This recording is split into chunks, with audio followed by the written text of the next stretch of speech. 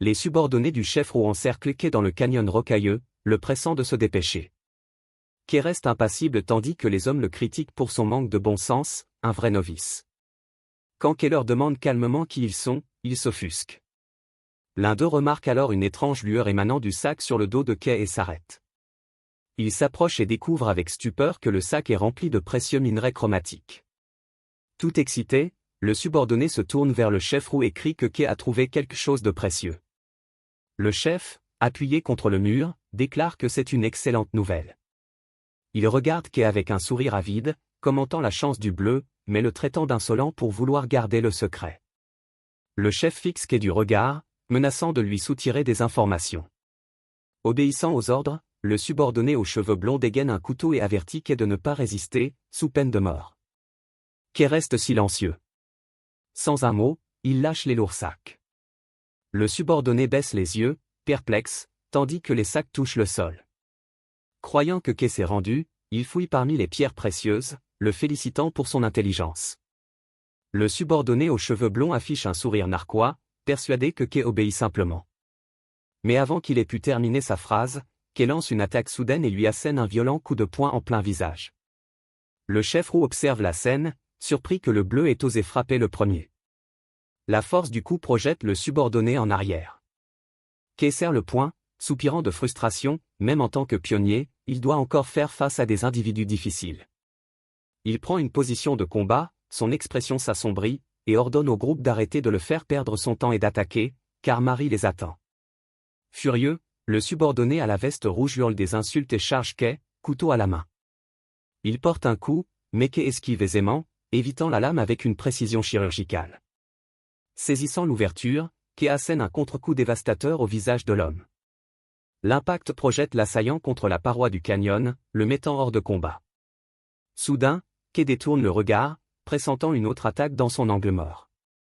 Le grand subordonné à la veste verte se jette en avant, décochant un coup de poing colossal. L'attaque est cependant stoppée net lorsque Kay attrape le poing de l'homme d'une main. Il contre-attaque en lui saisissant le poignet et en lui faisant un croche-pied, lui tordant le bras. Tandis que l'homme massif s'effondre, Kay prépare le coup de grâce. Il frappe violemment son adversaire à terre, l'assommant. Debout au-dessus du corps, Kay déclare que ceux qui convoitent ce qui appartient à autrui doivent en payer le prix. Il se tourne vers le dernier ennemi, mais ses yeux s'écarquillent lorsqu'un projectile d'énergie rouge est tiré dans sa direction. Kay parvient de justesse à se contorsionner et à esquiver le tir, qui s'écrase contre la paroi rocheuse derrière lui. Il fixe le cratère fumant, réalisant que l'attaque était totalement inattendue. Analysant les dégâts, Kay constate la puissance de pénétration terrifiante de l'arme et comprend qu'il s'agit d'une arme à longue portée. Le chef aux cheveux roux ricane, surpris que le bleu ait esquivé son attaque sournoise. Brandissant un énorme pistolet fumant, il s'avance, déplorant que ce soit du gâchis, car il comptait tuer Kay d'une seule balle. Le regard haineux, le chef avoue avoir toujours détesté Kay. Il s'approche, laissant éclater sa jalousie. Kay a toujours rêvé d'intégrer un corps de rang et s'il insinue qu'il est injuste qu'un homme à la peau noire y soit entré si facilement grâce à ses relations. Il fulmine, incapable de comprendre pourquoi le premier porteur du noir est si spécial. Il imagine Kay avec les coloristes d'élite et exprime son dégoût qu'une couleur aussi repoussante reçoive autant d'attention. Serrant son arme plus fort, il annonce avoir changé d'avis. Alors qu'il comptait initialement se contenter de lui briser quelques os, il va désormais le tuer. Il pointe son énorme fusil sur Kay, un sourire dément aux lèvres, et déclare que, puisque personne ne sait ce qui se passe hors de la ville, il va simplement l'éliminer sur le champ. Il appuie sur la détente, déchaînant une rafale de tirs d'énergie rouge. Kay réagit instantanément, chargeant et esquivant les rayons mortels. Il glisse au ras du sol, évitant de justesse les projectiles. Parvenant à portée, Kay lance un puissant coup de poing, mais le boss esquive au dernier moment en se penchant en arrière. Le combat se transforme en une mêlée chaotique au corps à corps, le boss tirant frénétiquement tandis que Kay esquive et frappe. Frustré, le boss l'insulte. Il hurle à Kay de lâcher prise, son arme s'illuminant. Au lieu de viser Kay, il tire une puissante explosion au sol. D'énormes cristaux rouges aux contours acérés jaillissent, forçant Kay à reculer d'un bond. Kay, abasourdi, se demande de quel genre d'attaque il s'agit. En observant la structure cristalline, il comprend qu'elle ne peut pas avoir été créée par de simples balles. Le boss aux cheveux roux révèle son pouvoir, la cristallisation, qui lui permet de créer des rubis et de l'hématite. Il se vante qu'en combinant ce pouvoir avec son distributeur, il peut générer des munitions puissantes à l'infini. Le boss déchaîne une pluie d'éclats de cristal, hurlant que sa puissance est d'un tout autre niveau comparée à une impureté comme le noir. Kay plonge derrière un imposant rocher pour échapper à la grêle mortelle. Stressé, il admet qu'affronter un utilisateur de dropper est agaçant. Il analyse son adversaire et estime qu'il est un pionnier de rang B, qui reconnaît que, malgré son statut de raté, l'homme possède un véritable talent. Il observe son poing, qui tourbillonne d'énergie noire. Il songe à absorber les projectiles, mais hésite, se rappelant que se recouvrir d'énergie noire n'a pas toujours été efficace. Le souvenir du combat contre le démon à l'épée lui traverse l'esprit et il décide qu'essayer d'absorber l'attaque sans stratégie pourrait lui être fatal. Soudain, une ombre plane au-dessus de lui. Le subordonné imposant en veste verte s'est remis et tend la main par derrière. Kay se retourne, surpris, mais trop tard. Le subordonné lui agrippe la jambe et le plaque au sol. Kay, pris de panique, lui assène des coups de pied au visage en lui criant de le lâcher, mais le subordonné s'accroche. Ensanglanté, le subalterne hurle à son supérieur qu'il tient Kay et l'exhorte à tirer. Le chef roux affiche un sourire narquois, félicitant son subordonné. Saisissant l'occasion, il braque son arme sur la recrue immobilisée.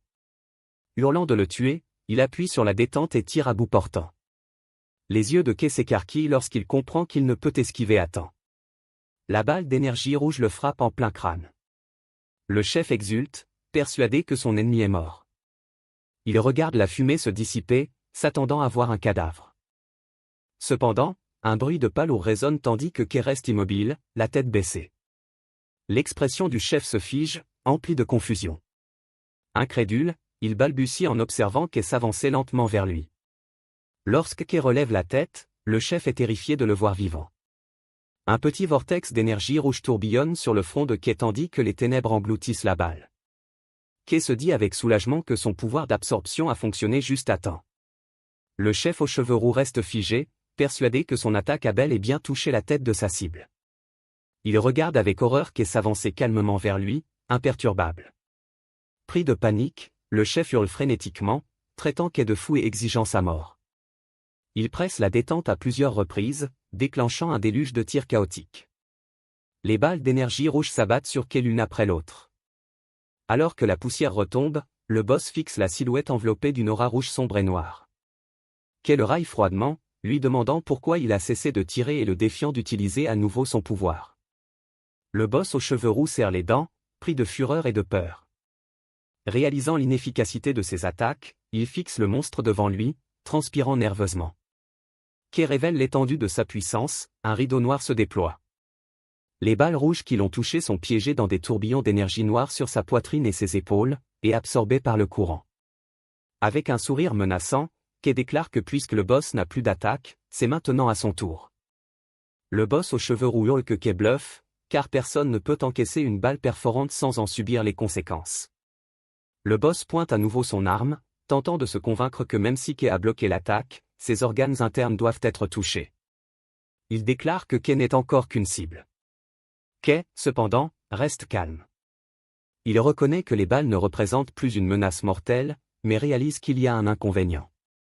La quantité de couleurs qu'il consomme pour maintenir sa défense est supérieure à celle qu'il absorbe. Il calcule qu'utiliser ce pouvoir imprudemment l'épuisera trop rapidement. Kay décide qu'il doit d'abord s'occuper de l'arme du boss, mais il lui faut une nouvelle approche.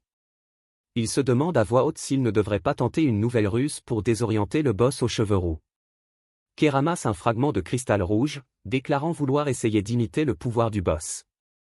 Soudain, l'énergie noire dans la main de Kay se libère et il transforme la roche en une longue lance noire dentelée. Le boss aux cheveux roux le fixe, complètement abasourdi. Kay contemple sa nouvelle arme avec un sourire satisfait. Comprenant que cela compense parfaitement son manque de portée, Kay empoigne la lance, expliquant qu'il a apprivoisé le pouvoir de cristallisation, la capacité de solidifier la couleur, tout en absorbant les attaques du boss. Avec un air moqueur, Kay remercie le boss pour la leçon et lui lance l'énorme lance. Le boss se jette désespérément sur le côté tandis que la lance s'écrase violemment au sol. Il hurle de rage et déchaîne une rafale de projectiles d'énergie rouge. Mais Kay est prêt. Faisant tournoyer sa lance noire, il dévie les projectiles, créant des étincelles lorsque le cristal noir entre en collision avec l'énergie rouge. Kay affiche un sourire confiant, exhibant les tourbillons noirs qui absorbent l'impact restant sur sa poitrine. Il nargue le boss, lui rappelant l'inutilité de ses attaques. Décidant de transformer le combat en entraînement, Kay empoigne sa lance et charge, déclarant que le boss lui servira de cobaye. Il bondit dans les airs avec une agilité surprenante. À sa descente, le boss aux cheveux roux lève les yeux, paniqué. Kay abat son arme sur le sol, provoquant l'éruption d'énormes pics de cristal noir, imitant l'attaque précédente du boss. Le boss roux le fixe, terrifié, demandant comment c'est possible. Il réalise avec horreur que Kay copie à la perfection son pouvoir de cristallisation. Kay sourit et lui propose d'essayer une autre forme, modelant l'énergie noire. Au moment où il bouge, la lance se transforme en une immense lame noire incurvée. Kay abat la lame géante horizontalement, visant le lanceur. Le boss se fige, les yeux écarquillés. Il baisse les yeux et voit les canons avant de son arme arrachés net. Il reste paralysé, incapable de croire que son arme a été détruite si facilement. Il transpire d'incrédulité, incapable de comprendre comment son arme a pu être réduite en miettes par un seul coup porté par un salaud qui n'a même pas utilisé de lanceur. Tandis que Kay s'approche de lui, le boss, terrifié à l'idée que Black possède un pouvoir qu'il ignore, prend Kay pour un monstre. Kay, cependant, ressent les effets physiques de l'attaque. Il serre le poing, se demandant pourquoi son énergie est si faible. Malgré la fatigue, il reprend ses esprits, décidant que le prix à payer importe peu vu la puissance destructrice. Kay regarde le boss désarmé et le provoque, lui demandant ce qu'il compte faire maintenant que son arme est détruite. Le boss roux grince des dents de rage. Refusant de se rendre, il crie à Kay de ne pas prendre la grosse tête et libère une explosion d'énergie rouge, hurlant qu'il a atteint le rang B tandis que d'énormes cristaux rouges acérés jaillissent du sol. Kay, sous le choc, réalise qu'il a sous-estimé l'homme. Le boss hurle qu'il sait faire bien plus que tirer au pistolet et charge, entouré de pierres flottantes acérées, rappelant à Kay que sa couleur lui permet de créer des rubis. Avec un sourire désespéré, il déclare que même sans distributeur, il tuera Kay. Il lance une volée massive de cristaux rouges tranchants. Les projectiles filent à une vitesse incroyable, forçant Kay à se protéger la tête. Il affronte le barrage de front. Au lieu d'esquiver, il transperce les projectiles, les brisant à main nue. Il enveloppe sa main d'un vortex tourbillonnant d'énergie noire, la transformant en un bouclier lourd et imposant pour résister à l'attaque implacable. Les cristaux s'écrasent violemment contre la barrière noire, mais ne parviennent pas à la percer. Saisissant l'opportunité, Kay se rue en avant, projetant son bouclier à travers la tempête d'énergie rouge. Il jaillit des débris, réduisant la distance qui le sépare de lui. Le boss aux cheveux roux observe le bouclier noir briser ses défenses, révélant Kay fonçant droit sur lui. Le visage du boss se crispe de stupeur. Comprenant que sa défense est percée, Kay prend son élan et assène un puissant coup de poing. Son poing atteint les côtes du boss aux cheveux roux. Ce dernier hurle de douleur, du sang jaillissant de sa bouche. Avant que le boss ne s'effondre, Kay le saisit par le col. Il soulève l'homme blessé et le projette violemment au sol. Le boss aux cheveux rougis vaincu, crachant du sang et haletant. Kay contemple son adversaire vaincu et lui demande s'il a enfin cessé de se débattre. Il se plaint d'être déjà bien occupé et accuse le boss de lui faire gaspiller son énergie inutilement. Les yeux du boss s'écarquillent d'incrédulité et de peur. Il balbutie, incapable de comprendre comment un novice peut posséder une telle puissance. Kay, impassible, baisse les yeux et lui demande si c'est tout ce qu'il a à dire. Terrifié, le boss hurle et le traite de monstre. Il crie que le fait que Kay soit né avec la couleur noire est répugnant et insiste sur le caractère totalement anormal de son pouvoir. Kay reste silencieux tandis que le boss persiste à affirmer que son existence est hors du commun. Le boss fixe Kay droit dans les yeux et lui demande s'il ne s'est jamais senti étrange. Il s'interroge sur la nonchalance de Kay, malgré la présence de cette couleur noire maudite. Il éclate d'un rire hystérique, accusant Kay d'être un monstre sous un masque humain. Il hurle que Kay n'est même pas humain. Kay se tait, son visage dissimulé dans l'ombre. Le chef aux cheveux roux est perplexe, ne comprenant pas pourquoi son adversaire a cessé de parler. La confusion se mue en terreur lorsqu'il fixe la silhouette sombre qui le domine. Kay se penche, ses grands yeux brillants perçant l'obscurité. Il fixe intensément l'homme vaincu, son regard dénué d'empathie. Le chef est pris de panique, ses yeux tremblent. Soudain, Kay brise la tension d'un sourire glaçant. Il demande au chef de quoi il parlait. Le chef aux cheveux roux tremble de façon incontrôlable tandis que Kay le raille, lui demandant pourquoi il veut débattre après une attaque aussi féroce. N'en pouvant plus, Kay saisit violemment l'homme par le col et l'étrangle. Il immobilise le chef et déclare que, puisque l'homme semble si intéressé par son pouvoir, il va le lui montrer comme il se doit. Il explique sa logique tordue, puisque le chef et ses hommes convoitaient son pouvoir, il est juste qu'ils reçoivent le leur en retour. Le chef balbutie, terrifié et désorienté. Ignorant ses supplications, Kay active son pouvoir. Un tourbillon d'énergie sombre aspire la couleur rouge du corps du chef, le faisant hurler de douleur tandis que son pouvoir lui est arraché de force. Après le combat, Kay, assis sur un tas de corps vaincus, est plongé dans ses pensées. Il réalise que, même s'il avait prévu de simplement laisser le chef roux et ses hommes, les abandonner maintenant pourrait causer des problèmes. Les gens se méfient déjà de sa nouvelle couleur noire, et il craint que si les hommes meurent, la rumeur se répande qu'il est un monstre qui vole les pouvoirs. Pris de panique à l'idée d'être considéré comme un criminel, il fouille frénétiquement le sac du chef. Il en sort triomphalement une bouteille d'encre rouge fluorescente, un objet de soin précieux. Kay force le chef et ses subordonnés à avaler le liquide, observant leur couleur revenir juste assez pour les maintenir en vie. Il conduit ensuite les hommes battus à travers le terrain rocailleux. À l'entrée est animé de la ville scintillante, un garde est distrait par un bruit. Il découvre le chef roux et ses hommes de mains ligotées, battus et inconscients, abandonnés comme un colis. Le garde s'interroge sur leur état blafard. Caché non loin de là, Kay pousse un soupir de soulagement, il n'a pas été pris. Alors que le garde appelle à la salle de rassemblement, il se réjouit d'avoir bien fait de leur donner l'encre et espère que l'incident sera oublié. En traversant la ville, un lourd sac sur le dos, il se rassure en se disant qu'en cas de problème, le capitaine viendra sûrement à son secours. Kay arrive à l'atelier de Marie, où elle est occupée. Elle lui demande où il était passé et Kay s'excuse, expliquant qu'il était en mission. Il sourit alors, plaisantant sur une surprise. Il ouvre son sac et révèle un tas éblouissant de minerais multicolores, reste de sa mission, qu'il a apporté spécialement pour elle. Folle de joie, Marie serre Kay fort dans ses bras en criant qu'il est le meilleur. Tandis qu'il rit, Marie se recule avec un sourire radieux, promettant de faire bon usage de ces matériaux. Kay remarque soudain d'étranges lueurs scintillantes qui dérivent près d'elle. Il se souvient d'avoir vu une lumière verte similaire venant de Gale et perçoit maintenant une douce lueur jaune émanant de l'intérieur de Marie. La regardant porter joyeusement la lourde boîte de minerais, Kay songe à la façon dont elle illumine toujours son environnement. Il se souvient de leur enfance dans les bidonvilles, où elle souriait de toutes ses dents même quand il n'y avait aucune raison de sourire. Il conclut que cette couleur chaude et lumineuse lui va à merveille. Marie annonce avec enthousiasme à Kay qu'elle a hâte de lui montrer son projet secret. Avec un sourire fier, elle révèle qu'elle a fabriqué une arme à projectiles personnalisée rien que pour lui. Les yeux de Kay s'écarquillent de stupéfaction.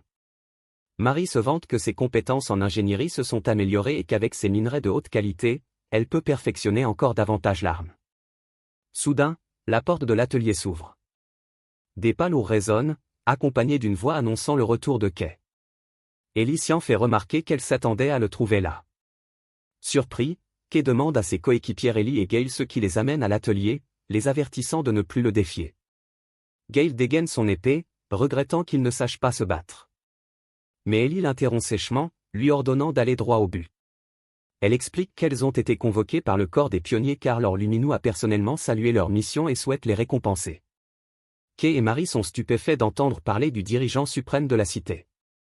Comprenant l'importance de la convocation, Marie presque est de se dépêcher. Face à son hésitation, elle insiste sur le fait qu'il découvrira sa surprise plus tard et lui sourit, lui promettant que sa nouvelle arme sera parfaitement finie à son retour. Kay lui rend son sourire, disant qu'il l'attend avec impatience. Au quartier général imposant du corps des pionniers de l'Aube, une femme nommée Raven conduit Kay, Gale et Ellie le long d'un couloir. Kay, découvrant l'intérieur du quartier général pour la première fois, est impressionné par les présentoirs de spécimens lumineux et de certificats. Raven s'arrête devant une grande porte double et les invite à entrer. Kay pénètre dans un bureau spacieux où une femme est assise derrière un bureau. Avec un sourire aimable, elle se présente, Shamleya, capitaine du corps des pionniers de l'Aube. Kay, nerveux, n'en croit pas ses yeux, il se trouve devant la célèbre manière le multicolore dont il n'a entendu parler que dans les journaux. Shamleya les rassure, expliquant qu'elle les a convoqués car elle était surprise des éloges que le coloriste rouge avait adressés à sa nouvelle recrue. Elle se tourne vers Kay, faisant remarquer qu'en tant que premier porteur du noir, son apparition a suscité l'inquiétude des dirigeants de la ville. Cependant, son élégance se fissure lorsqu'elle a un haut-le-cœur en avalant son thé, criant qu'il est incroyablement amer. Après que Raven l'ait réprimandé pour son manque de dignité, Shamilleya reprend ses esprits et passe directement aux récompenses. Elle explique qu'ils recevront chacun un coffre-fort personnel et Raven leur tend un plateau avec 3 cartes sur lesquelles leurs salaires et récompenses ont été déposés. Alors qu'ils reçoivent leurs cartes, les 3 recrues sont stupéfaites par la somme d'argent. Kay tremble, réalisant qu'ils pourraient facilement s'acheter une maison. Shamilleya leur présente ensuite des cartes d'identité de pionniers de rang C, expliquant que, compte tenu de leurs compétences avérées, le noyau a décidé de les dispenser de leur période probatoire. Enfin, Shamilleya annonce la dernière récompense, le célèbre atelier chromatique leur fabriquera des droppés sur mesure. Les 3 recrues restent bouche bée. Ellie demande, incrédule, si c'est vrai, faisant remarquer que l'atelier est si exclusif que même les nobles ont du mal à obtenir un rendez-vous. Shamilleya rit, expliquant que le noyau est un client VIP et que l'atelier chromatique est le meilleur de la ville. Gale et Ellie sont ravis. Shamilleya accueille officiellement les 3 hommes au sein du corps des pionniers de l'aube, leur promettant son soutien inconditionnel. Son visage se fait grave lorsqu'elle évoque le fragment qu'ils ont rapporté, révélant qu'il s'agit d'un objet crucial pour la survie de la cité. Un sourire malicieux aux lèvres, elle déclare attendre avec impatience leur future mission.